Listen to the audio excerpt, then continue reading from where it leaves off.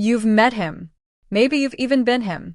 The one with fire in his eyes and constellations in his mind, weaving futures so bright they almost blind you. But months pass, years even, and the novel is unwritten. The startup remains a fantasy. The love flickers out. Carl Jung named him Puer Aeternus, the eternal child, the dreamer who refuses to land. He lives for possibility, not reality. There's always an excuse. But beneath these polished excuses lives a profound resistance to growing up, a refusal to enter life fully. This isn't a condemnation. It's a mirror. Get ready to name the pattern and begin to loosen its grip. The eternal boy, Carl Jung's man-child, explained. You've met him. Maybe you've even been him. The one with fire in his eyes and constellations in his mind. The one whose words weave futures so bright they almost blind you. Plans are drawn in the air with sweeping gestures, a novel that will redefine literature, a startup that will shake the world, a love so deep it will rewrite the meaning of devotion. But months pass, years even, and the novel is still unwritten. The startup remains a late-night fantasy. And the love has flickered out before the first real test. The eternal boy is not just a person. He is a pattern. A haunting melody playing beneath the surface of many lives. Carl Jung named him Puer Aeternus, the eternal child, the dreamer who refuses to land. The man who floats above the ground, feet never dirty, heart never anchored. He lives for possibility, not reality. Ask him why things never materialize, and you'll hear a familiar chorus. The timing wasn't right. She wasn't who I thought she was. The world just isn't ready for my ideas. There's always a reason, always a story that shifts the weight away from his own shoulders. But beneath these polished excuses lives something rawer, something harder to name, a profound resistance to growing up. This resistance is not about age. You can be 20 or 60 and still be caught in its grip. It's a refusal to enter life fully, to stand exposed in the face of disappointment, to trade the perfection of imagination for the imperfections of reality. You see, dreams are safe. They live in the untouched country of tomorrow. Action, on the other hand, is a battlefield. And the eternal boy, deep down, is terrified of the mess, the grind, the necessary wounds that come with bringing something to life. Emotional immaturity is the quiet heartbeat behind this pattern. Commitment feels like a cage. Responsibility feels like a threat. Intimacy feels like a loss of freedom. And so the eternal boy drifts from job to job, partner to partner, idea to idea, enchanted by the thrill of beginnings, allergic to the weight of follow-through. But here's the painful truth. The longer you stay a child in a grown man's world, the heavier the cost becomes, not just for you, but for everyone who dares to love you, believe in you, or wait for you. This script is not a condemnation. It is a mirror, a soft hand on the shoulder, an invitation to look, perhaps for the first time, without flinching. Because only when we name the pattern can we begin to loosen its grip. The drifter, always on the edge of life. The Puer Aeternus is always on the edge of life, always about to begin, but never quite crossing the threshold. To know him is to know a man in constant motion. He drifts from city to city, project to project, relationship to relationship, carried by the intoxicating scent of new beginnings. His bags are always half-packed, his mind forever rehearsing a life that remains just around the corner. He tells himself, and you, that the next chapter will be different. Once I finish this course, once I move to that place, once I meet the right person, then I'll really settle down. But somehow that moment never arrives. The eternal boy is magnetic. He lights up a room with his charm, his laughter, his easy spontaneity.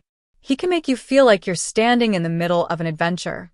But when the bills arrive, when deadlines loom, when the mundane weight of everyday life calls, he stumbles. The sparkle dims. He grows restless. Why? Because reality demands something he resists at his core: responsibility.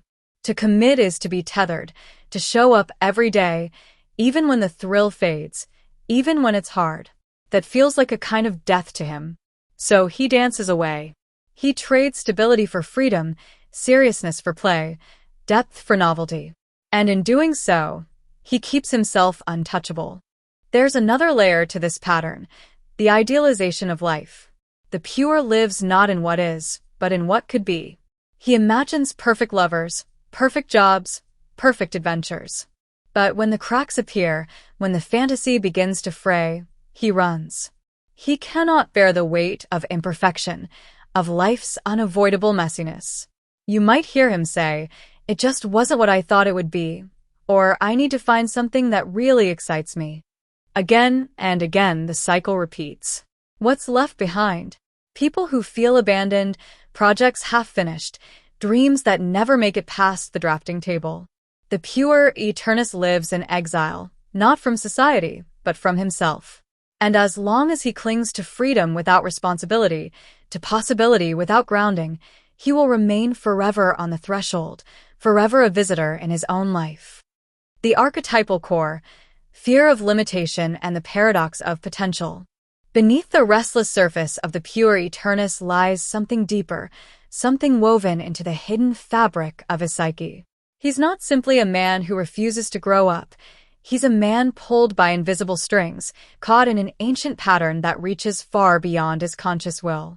In the symbolic world, the Puer is the eternal sun, the golden child of possibility. He carries within him the intoxicating promise of youth, brilliance, creativity, adventure. And yet, as long as he remains in this role, he is trapped. At the heart of the Puer psychology is an unconscious resistance to limitation. To choose one path means giving up others. To root oneself in a job, a relationship, or a craft means sacrificing the dream of infinite freedom. For the Puer, this feels unbearable, like cutting off his own wings. This is why he leaps from job to job, like a bird startled from one branch to the next. He leaves behind not just positions or titles, but entire identities he never allowed himself to fully inhabit. Each obstacle becomes a sign. This isn't the right fit, and the search begins anew. The same pattern unfolds in love. The Puer is drawn to relationships by romance and novelty. But when love deepens, when it demands patience, humility, and compromise, he recoils. The everyday work of love feels like a prison. What makes this pattern so enduring is that it operates largely in the unconscious. The Puer often believes he is simply following his heart, chasing inspiration, or searching for his true calling. In reality, he is circling a wound, a deep fear of failure, of disappointment, of being ordinary. And underneath that fear lies something even more tender, the absence of an inner father. Not necessarily the literal father, but the archetypal father, the part of the psyche that brings structure, discipline, and grounded authority. Without this, the eternal boy remains adrift, longing for someone or something to anchor him, yet terrified of losing his freedom. Until he confronts this inner split, the Puer will keep running, mistaking movement for growth. And all the while, the life he was meant to build will remain just beyond his grasp. The paradox of potential, vision without embodiment. The Puer Aeternus is often gifted, sharp-minded, creative, and bursting with potential. But his greatest tragedy is not a lack of talent. It's his inability to bridge the gap between vision and reality. He lives in the realm of ideas. Here, everything is possible. He dreams of a love so pure it requires no sacrifice, of success so effortless it comes without struggle, of a life so grand it transcends all limits. But the moment reality asks him to roll up his sleeves, to commit, to confront resistance, he withdraws. For the Puer, adulthood feels like a betrayal of the self.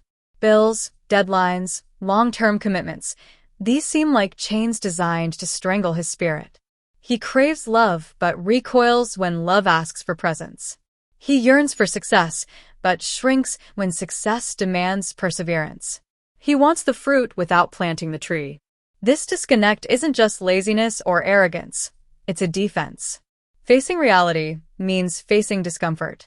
It means coming to terms with imperfection, with limits, with the sobering fact that no life unfolds without pain or disappointment. Rather than confront these truths, the Puer often turns outward, blaming the world. The job was too boring, the the partner too demanding, society too flawed. He convinces himself that if only circumstances were different, he would shine. But this pattern traps him. As long as the fault lies outside himself, he remains untouchable, blameless, and stuck.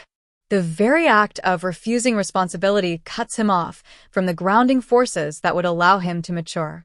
What the pure fails to realize is that reality, for all its heaviness, is also the place where meaning is forged.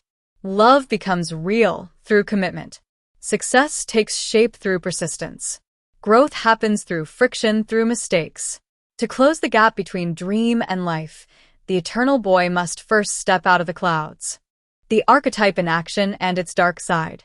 Carl Jung's exploration of the Puer Aeternus reaches deep into the psyche, where myth and psychology meet. To Jung, this eternal boy is not just a type of personality. He is an archetype, a universal pattern of human experience that lives within many of us.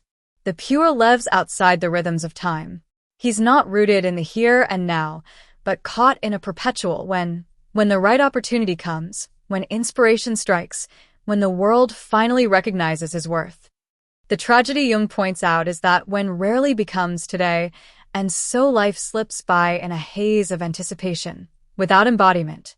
What sustains the pure is not reality, but dreams. These dreams have enormous energy. They can lift him, inspire others, even spark moments of genius. But dreams, if untethered from action, become a refuge, a place to hide from the messiness of life. The pure survives on them, but he doesn't live through them. Jung saw that inside every man, the boy remains. And this boy is not inherently bad. In fact, he is a source of vitality, wonder, creativity, and openness to the new. He reminds the adult of possibility and keeps the spirit supple. But when the boy takes over the man, when the archetype dominates the personality, the gifts of the pure turn to traps. The man possessed by the eternal boy avoids growth because growth feels like death to him. Settling down, committing to a path, investing in real relationships, these feel like the end of freedom, the end of magic. But Jung teaches that maturity does not mean killing the boy within. It means integrating him. The goal is not to become hardened or dull, but to bring the energy of the pure into a dialogue with the grounded, steady forces of adulthood. Left unchecked, the pure leads a life that is full of beginnings, but empty of fulfillment. His potential remains potential. His relationships remain in the realm of fantasy. His work hovers in the realm of possibility, but never descends into embodiment. Jung's great insight is that the work of individuation, the lifelong task of becoming whole, requires confronting the pure. It means recognizing where we flee from time, where we cling to the dream instead of the deed, where we allow the boy inside to sabotage the man. To grow up, Jung suggests, is not to betray youth, but to bring it with us in a form that can withstand the weight of life. The true adult doesn't abandon the boy. He teaches the boy to walk with him, to lend lightness without running from gravity. The dark side of the eternal boy, disillusionment and despair. On the surface, the Puer Aeternus can be dazzling. His charm is effortless. His enthusiasm infectious.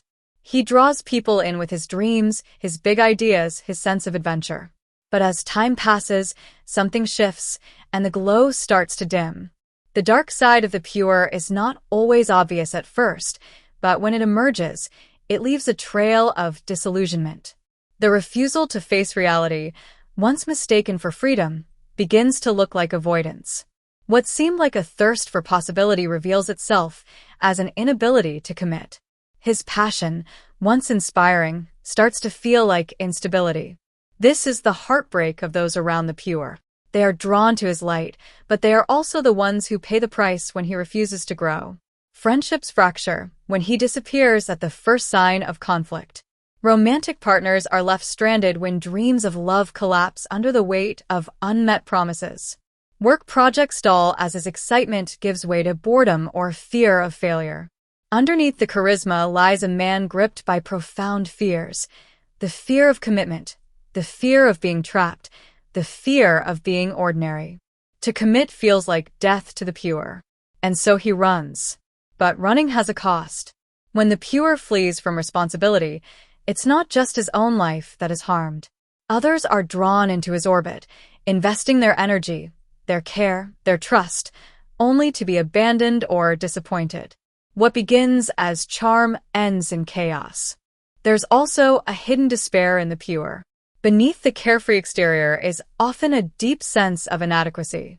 He senses that he is not living up to his potential. But instead of facing this, he escapes into fantasies or distractions, hoping to avoid the pain of confronting his limits. Jung understood that this pattern can become deeply destructive, not just to relationships, but to the soul.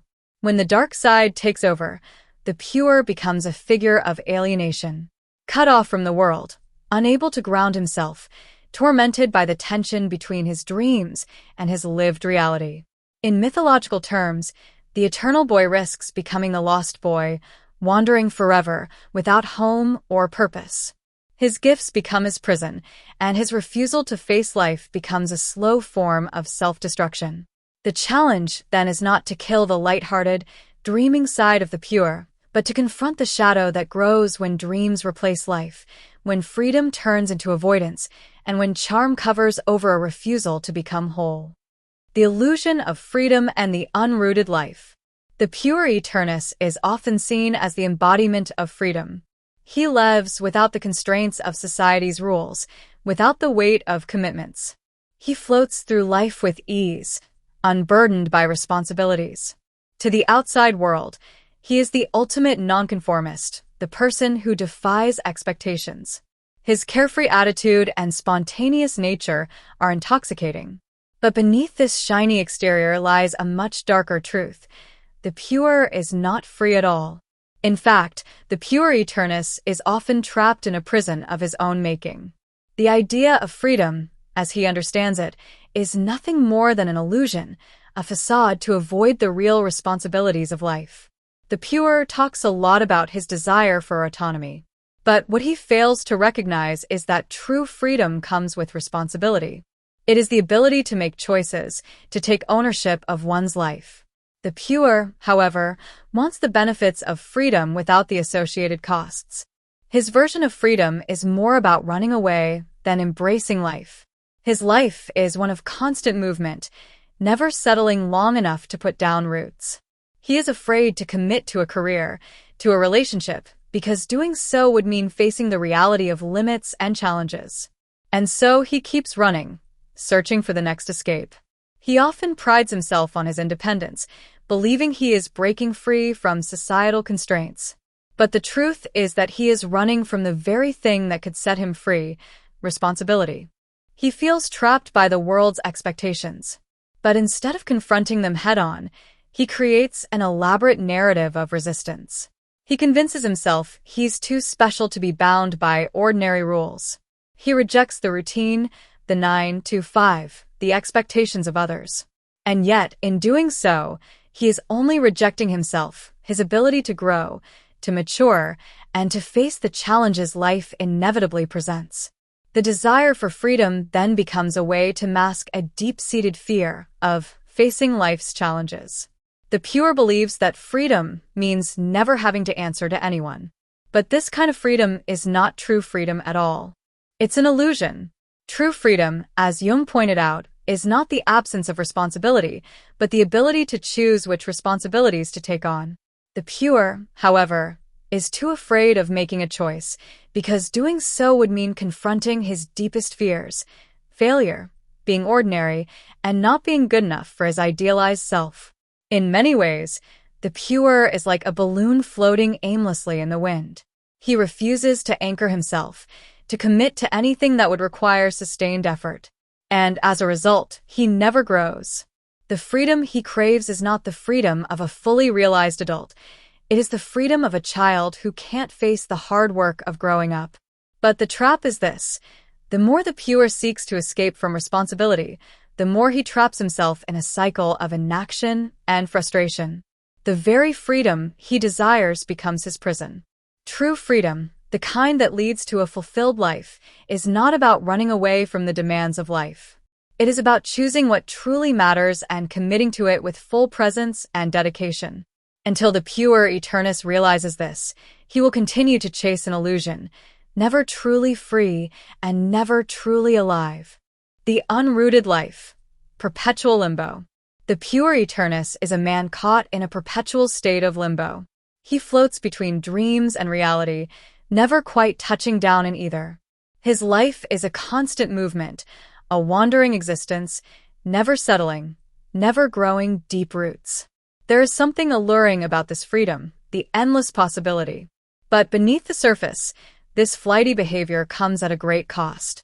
The refusal to root himself in the world, to face the harsh realities of adult life, keeps the Puer trapped in a cycle of immaturity and missed opportunities. Without roots, nothing grows. Without effort, nothing flourishes. The Puer often wants to keep his options open, to avoid committing. The idea of being tied down, of being confined by responsibilities, is something he cannot bear. He avoids the practicalities of life, a stable job, a committed relationship, even basic household chores. He fears that any grounding will suffocate him, stifling his freedom.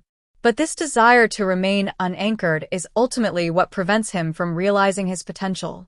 There is a natural progression to life, a process of growth that involves taking on responsibilities, building something lasting, and creating stability. But for the Puer, this is something to be avoided. The idea of roots, the idea of staying in one place long enough to invest and build, feels like a prison.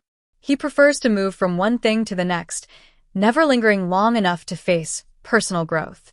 In avoiding roots, the Puer is also avoiding the challenges that come with responsibility.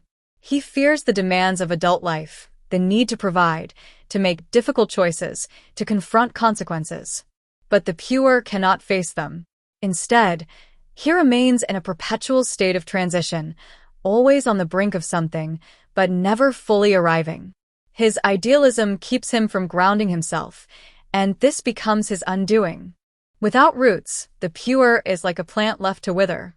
He may grow in spurts, but without a solid foundation, his growth is shallow and unsustainable. He lacks resilience. And when life gets hard, he runs. He drifts, chasing the next high, but never staying long enough to reap the rewards of hard work. So his potential remains unfulfilled. His life, a series of disconnected chapters that never add up to a cohesive story. This avoidance of roots is also a form of denial. The Puer refuses to face life's demands because doing so would mean confronting his fears, failure, being ordinary, responsibility. He would rather remain a child in his mind, forever chasing fantasies, than take on the difficult work of becoming an adult. But in doing so, he sacrifices his ability to fully engage with life. He misses out on the richness that comes from taking on adulthood's challenges, the satisfaction of building something meaningful, the joy of taking on responsibility. The Puer Aeternus' constant floating between heaven and earth is an escape from life's concrete demands. It is a refusal to deal with the messiness of the world. But without rooting himself, he remains untethered, unable to fully thrive. It is only by accepting the harshness of life and taking on the responsibility of building something real that the Puer can grow into his fullest potential. Only then can he stop drifting aimlessly and begin to cultivate the kind of life that leads to true freedom, a life grounded in reality, responsibility, and purpose. Conclusion: grounding and growth. The Puer Aeternus is a compelling, yet ultimately tragic, figure if he remains unintegrated. His charm and potential are undeniable, but his refusal to embrace responsibility and limitations leads to a life of unfulfilled dreams and broken connections. Carl Jung's work offers not a condemnation, but a path towards wholeness. The key is not to kill the eternal boy within, but to integrate him, to channel his creativity, curiosity, and zest for new beginnings into a life that is also grounded, disciplined, and committed. It means facing the fear of limitation, embracing the mundane alongside the magical, and understanding that true freedom is found not in avoiding responsibility, but in choosing it. So, what are some immediate, actionable steps a Puer Aeternus could take to begin grounding himself in reality and embracing responsibility?